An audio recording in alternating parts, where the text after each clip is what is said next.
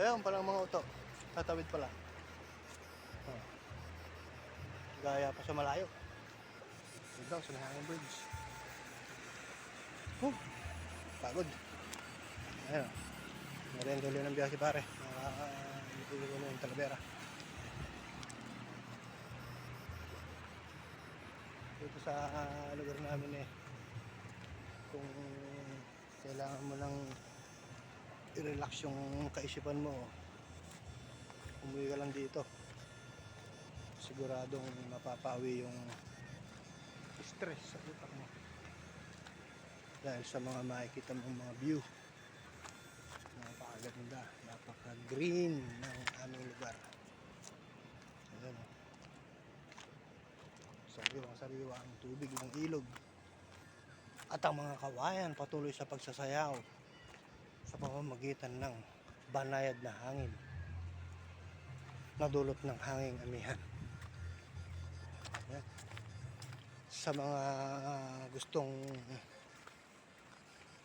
pasyalan itong aming lugar, huwag na kayo magdalawang isip pa, siguradong masisiyahan kayo. Fresh na fresh ang tubig din pwedeng inumin ng kambing, ng baka, ng manok. Yan ano pare ko, ano na siya,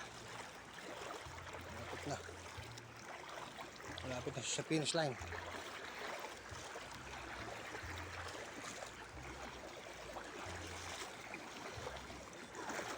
Aray, lagot. Aking ang Mercedes-Benz. Gusto ko siyang usingan pero tinatamad ako.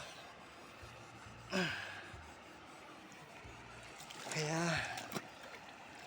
ewan ko ba kung maasikaso ko to. Marami na pare, ayos yan.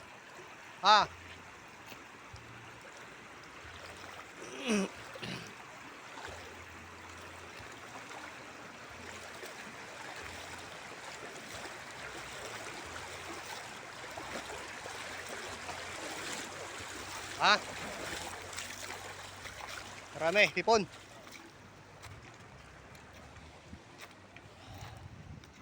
Ayan Dito. Tilapia. Ay puking na nagkalagas-lagas. Ay puta na si bakla. Ay, pwede pa. Dito. Gumagalaw yan. Ay, alam mo dito ko lang.